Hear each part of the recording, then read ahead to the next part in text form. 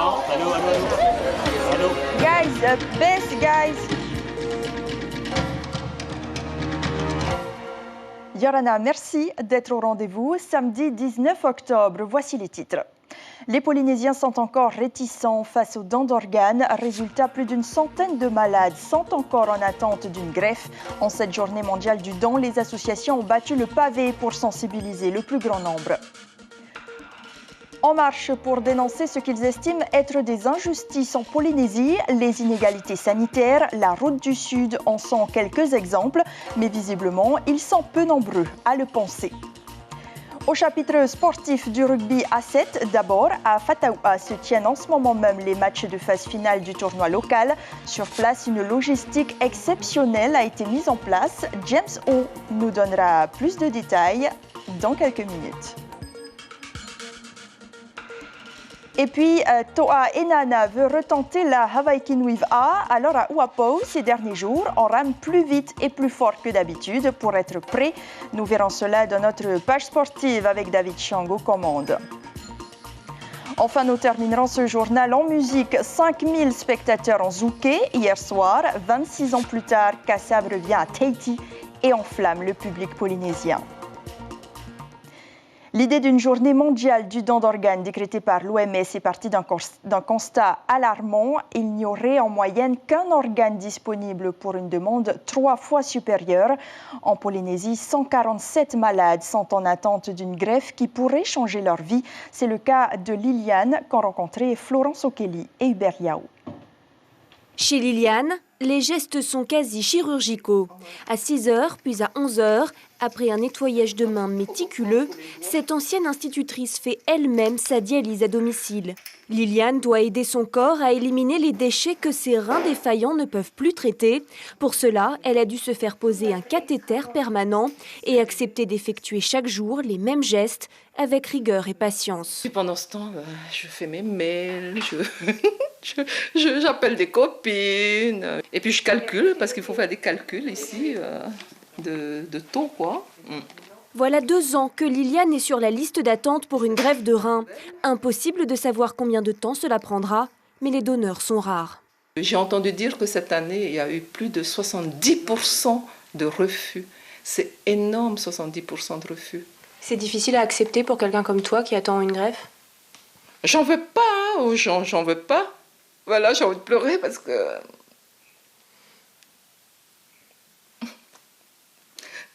Non, j'en veux pas aux gens, ça va se mettre dans la tête petit à petit. Et pour que les choses avancent un peu plus vite, l'association Don de Vie a décidé de battre le pavé. Ce samedi, elle distribuait des cartes de donneurs d'organes à des Polynésiens encore un peu réticents. Je pense que ça peut aider beaucoup de gens. Pour l'instant, je ne suis pas encore d'accord qu'on me prélève des organes. Mais il faut que je réfléchisse.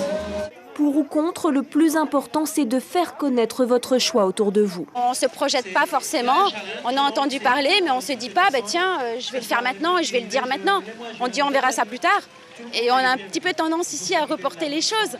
Donc voilà, notre message, c'est qu'il faut le dire, mais qu'il faut le dire maintenant. D'après la loi française, toute personne en état de mort cérébrale est un donneur par défaut. Mais en Polynésie, le personnel médical demande toujours l'avis des familles, qui souvent ne connaissent pas la position du défunt. Autant d'occasions perdues de sauver une vie. Selon les associations, 539 personnes sont en dialyse et seules 11 greffes ont été réalisées cette année. Tous unis contre les injustices. Ceci est un slogan porté par le groupe Injustice pour Inetia. Il rassemble tous les mécontents des actions ou des inactions du gouvernement, de la justice et de l'État. Cette association ratisse large pour se faire entendre, mais peine à rassembler. Ce matin, seule une 60aine de manifestants a battu le bitume. Le récit d'Alain Petit avec la Itemauri et Teva Levra. Il y a des attouchements, les tontons qui couchent.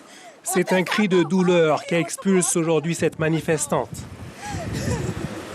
On est avec toi. Non à la justice. Victime, dit-elle, d'attouchements durant son enfance.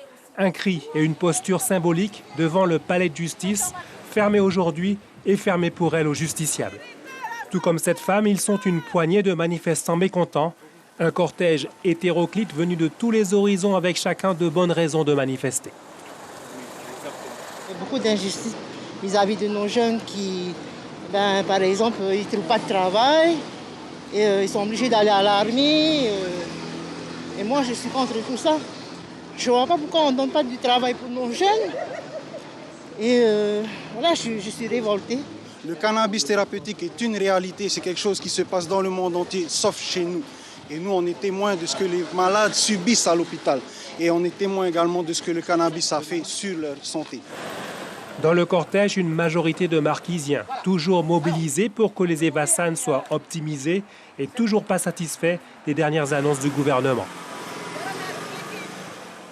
On veut voir, pour le croire, que vraiment, il y a vraiment un hélico pour là-bas, pour les marquises. Pas que pour les marquises, pour les autres îles aussi.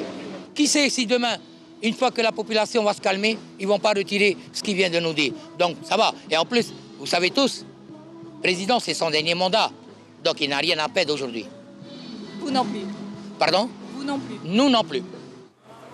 Si les revendications sont nombreuses, elles n'ont pas attiré la foule des grands jours et n'ont pas provoqué une écoute affichée de l'État et du gouvernement qui n'ont pas reçu physiquement les manifestants. Porte close aujourd'hui, mais détermination intacte, le groupe Injustice pour Inetia ne s'arrêtera pas en si bon chemin. Une nouvelle marche est prévue à une date ultérieure. Je vous emmène à Bora Bora. Généalogistes, notaires, géomètres, juristes et médiateurs se sont déplacés à Veitapé pour la deuxième édition du Forum foncier. Il est organisé par l'association Terre et Génération Retrouvée à la demande de la commune pour répondre aux interrogations des habitants. La principale étant quelle solution pour sortir de l'indivision. Tamatea, un membre actif de l'association, le dit à Roananou Piivaï. Il y a des problématiques qui posent dans toutes les familles, par exemple la sortie de l'indivision. C'est un grand sujet qui a donc été débattu lors de ce forum. Donc, toutes les questions des populations concernant ces thématiques ont été répondues par des professionnels. Les professionnels dispenseront également des formations de lundi à mercredi. On parle mode maintenant. Vous le savez, depuis quelques années, Tahiti est devenue une réelle pépinière de jeunes créateurs. Les artistes locaux s'efforcent de renouveler leur créativité avec des couleurs, des modèles et des techniques sans cesse réinventées. Alors, depuis l'an dernier, certains sont invités à la Fashion Week de Nouméa. Rencontre signée Lizzie Carboni et Charawiani. C'est dans cette caverne aux merveilles que Kim et Stella confectionnent des robes. Spécialisés dans le prêt-à-porter, ces deux amis et associés laissent parfois parler leur créativité pour créer des tenues végétales. Ces deux magiciennes de la couture n'en sont pas à leur coup d'essai.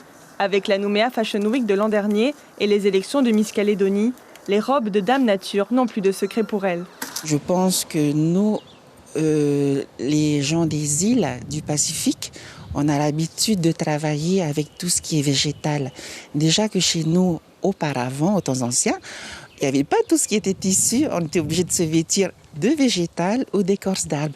Donc du coup, c'est quelque chose qui nous est resté et c'est peut-être pour ça aussi qu'on aime bien travailler sur cette matière-là. Le tapa est l'une des matières naturelles les plus appréciées des créateurs et créatrices locaux. Cette étoffe végétale provenant de l'écorce des arbres fait partie intégrante des cultures des îles du Pacifique. Très coûteux, le tapa est aussi difficile à travailler. Nous cherchons d'abord le matériel avant de pouvoir dessiner le modèle. Parce que des fois, en dessinant le modèle, on ne trouve pas le matériel qui va avec. Donc on trouve d'abord et après on fait la création. À quelques jours du défilé de la Nouméa Fashion Week, ces deux couturières d'origine tahitienne finalisent leur dernière création.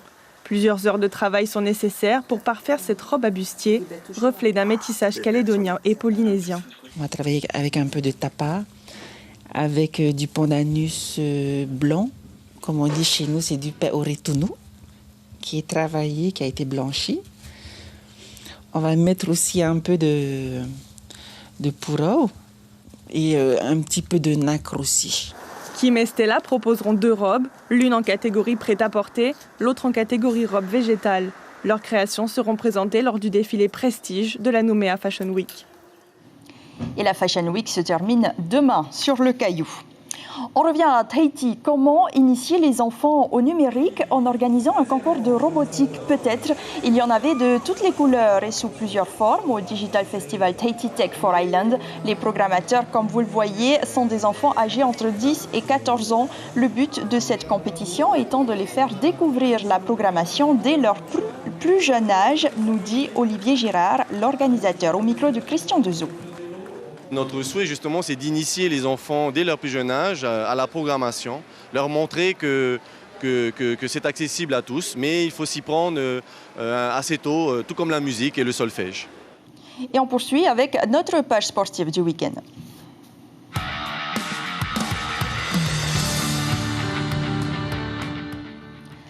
Avant de dérouler, vous avez pu suivre en direct sur notre antenne les majestueuses victoires du 15 de la Rose et des Néo-Zélandais, David. Et les scores sont sans appel. L'Australie s'est inclinée face à l'Angleterre 16-40 et la Nouvelle-Zélande a terrassé l'Irlande 46-14. Le résumé des deux matchs tout de suite. Et Ayata, je suis sûr que vous ne manquerez pas non plus ce soir la rencontre Japon-Afrique du Sud à minuit et surtout l'affrontement France-Pays de Galles dès 21h05. C'est évidemment sur Polynésie la première. Rugby toujours avec le Pape Été International Sevens, un événement très populaire ici au Fénois. Le tournoi a débuté hier après-midi et se termine ce soir. On a des équipes qui nous viennent de Métropole et de Rapa Nui. James O, vous êtes sur place. Où est-ce qu'on en est ? Bonsoir David, bonsoir à tous. Dans quelques instants, la rencontre Pir'e contre Matamu, un club de Rapa Nui venu de l'île de Pâques pour le titre de champion, va débuter juste avant Aroué. C'est Aroué qui a remporté donc son match contre le club de Seven South de France. Donc Aroué qui décroche la 3e place de cette compétition. Chez les dames, victoire écrasante de Hidney Rugby Tahiti face à un club de Rapa Nui 40-0. Donc ici, on attend tout simplement que la dernière rencontre, la finale, commence. Pour commenter, David, toutes ces rencontres depuis hier, eh bien, sachez que les élèves du club média du collège de Tiperui ont installé ici même dans les gradins donc un véritable studio radio. À côté de moi, j'ai la rédactrice en chef Terika Kadusto. Terika, bonsoir. Expliquez-nous, qu'est-ce que vous faites depuis hier? Ce qu'on fait depuis hier, on anime, mais on va faire des images, on va prendre en photo pour animer ce match. Vous faites des interviews aussi des joueurs, c'est ça? Oui, c'est exact. On va attendre que les joueurs aient terminé et ensuite nous allons les interviewer. Et ça te plaît? Ah oui, ça me plaît vraiment. Alors, il faut savoir, bien évidemment, que ces élèves ne sont pas seuls. Ils sont encadrés par des enseignants, dont André Tahimanari, qui est également avec nous. André, bonsoir. C'est un dispositif exceptionnel pour un établissement secondaire. Quels sont les objectifs attendus? Alors, grâce à notre principale Madame Dinan, nous pouvons sortir à l'extérieur. Et l'objectif à atteindre, c'est de diversifier un peu les aptitudes de ces élèves, la compréhension, la lecture, la recherche d'informations, l'écriture, et surtout savoir parler et faire des phrases correctes. C'est ça. Donc là, ils font essentiellement de la radio, mais pas que, hein. Voilà, donc on a un atelier radio ici, donc les élèves ils tournent dans cet atelier-là. Ensuite, ils se retrouvent sur le terrain à faire dans un autre atelier pour faire les interviews d'après-match. Et on a une 3e équipe qui tourne à l'extérieur, puisqu'il y a des animations à l'extérieur, pour faire des photos, des selfies, puisqu'il y a un concours et il y a des cadeaux à gagner pour justement ce concours photo. La diffusion se fait sur Internet, c'est ça? La diffusion se fait sur Internet, la radio du collège, netpacificradio.com.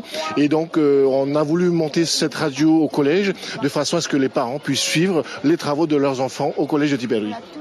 Merci beaucoup André Tahimanari, merci Erika et à tous ces élèves des futurs journalistes en herbe qui sont là et qui attendent tout simplement que les deux équipes se mettent en place. Vous allez les voir en blanc, donc ce sont les joueurs de Rapa Nui qui se mettent tranquillement en place et qui vont affronter dans quelques instants l'équipe de Pir'e. Voilà David ce que l'on peut dire pour cette compétition qui touche à son terme.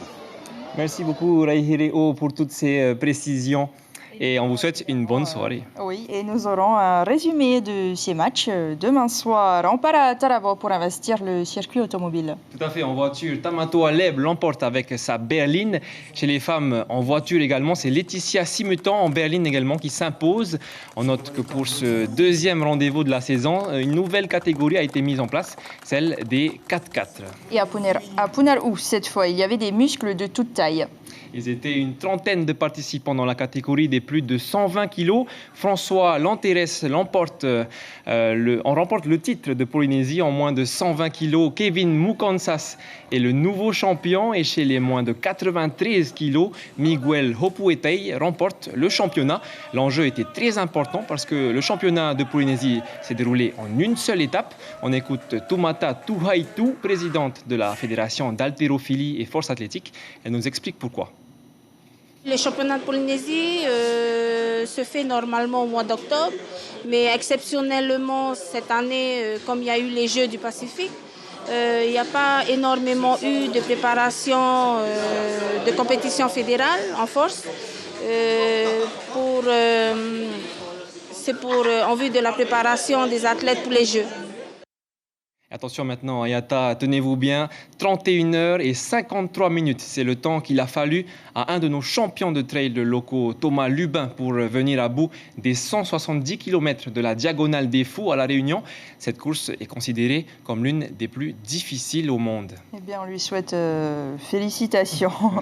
On prend le large et on embarque à bord de la pirogue de Toa Enana avec les rameurs de Rataro. Ils retentent la Hawaii Kinuiv A. La plus prestigieuse course de VA du monde. Elle a lieu dans moins de 2 semaines. Et une chose est sûre, ces rameurs de Uapo sont très motivés. Reportage. Le nom du club est fièrement arboré. C'est le seul club marquisien qui figurera au départ à Huahine, Ta'a et Raiatea. Pour être à l'aise sur l'eau, ils ont travaillé la synchronisation sur le VA à raison de 2 entraînements par semaine. À chaque sortie, les mêmes distances qu'à la Hawaii Kinuiv A et les mêmes conditions météo. Maîtrise des bases, du surf, à quel moment il faut attaquer, à quel moment il faut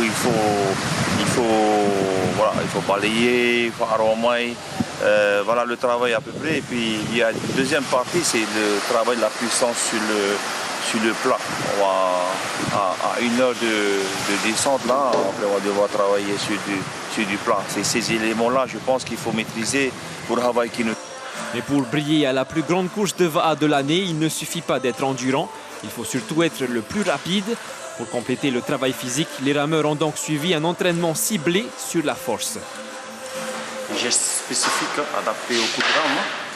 Et comme on s'approche du Jouji, donc ça charge encore plus en puissance. Dernier aspect et non des moindres d'une préparation optimale, c'est l'alimentation. Le Toa Enana a misé sur les produits locaux. Les féculents, les produits de la terre, le mei, kakout, c'est notre alimentation de base. C'est le poisson grillé, c'est surtout la source de protéines qu'on a besoin. Et j'oublie pas le poisson cru à la marquisienne. La Hawaii Kinuiv A démarre le 30 octobre avec 44 km entre Huahine et Raiatea. L'an dernier, le Toa Enana avait été disqualifié à l'issue de cette étape. Cette fois, il tentera de prendre sa revanche.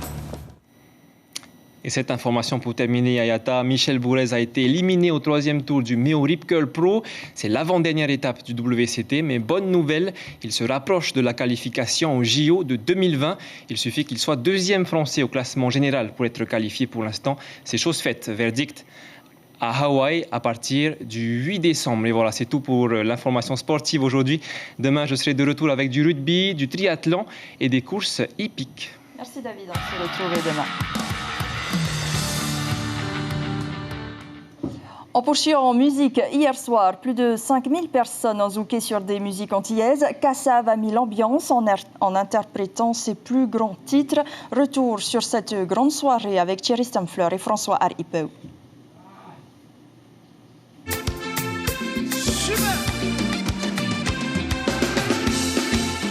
26 ans après, c'est peu dire qu'ils étaient attendus. Ils ont baissé mon enfance. Donc heureuse d'être là. On a grandi avec, donc voilà. La chanson qui me revient, c'est Kassaye, Messi et Bobo. Alors ça, je la jouais tout le temps pour faire mon ménage. C'est vraiment ce mélange de culture afro, antillaise, cubaine. C'est parti, on y va tout le monde. Des tubes par dizaines. Des tournées incessantes. Joli bilan après 40 ans d'existence. Notre manager est un esclavagiste, il veut pas qu'on s'arrête, il veut qu'on travaille tout le temps. Non mais en fait, bon, la tournée, a priori, on en a pour jusqu'à fin 2021.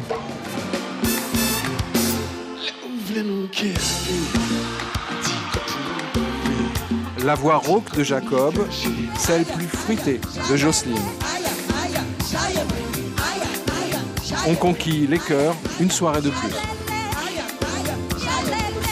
On reprend beaucoup de ces chansons à elle. Pourquoi? Parce qu'on met l'ambiance dans les soirées, dans les bals, dans les animations. Et là, c'est que du bonheur. Ça se passe très bien, il y a du monde, la musique est... Vous avez zouké un peu? On a beaucoup zouké là ce soir. Jolie ambiance devant la scène et étonnement de Jacob quand on lui demande comment Kassav est devenu si populaire dans le monde entier. C'est de la musique, en principe c'est un langage que tout le monde comprend. On ne se pose jamais la question par exemple pour les groupes anglais. On se demande pourquoi les Rolling Stones, les Beatles ou autres, les gens chantent ça même s'ils ne parlent pas anglais, même s'ils ne comprennent rien dans le morceau, ils chantent. Et tout le monde trouve ça normal. Nous on chante en créole, c'est pareil.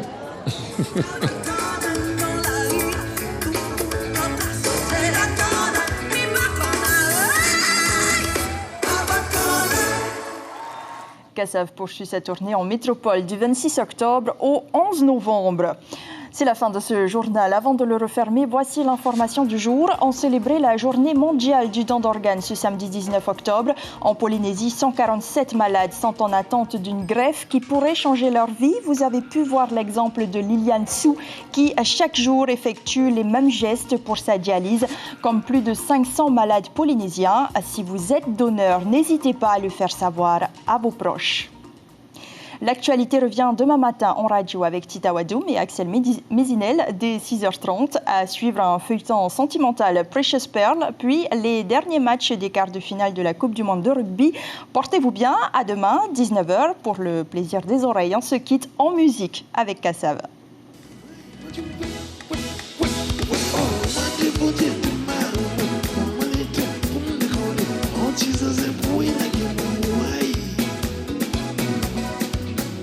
Create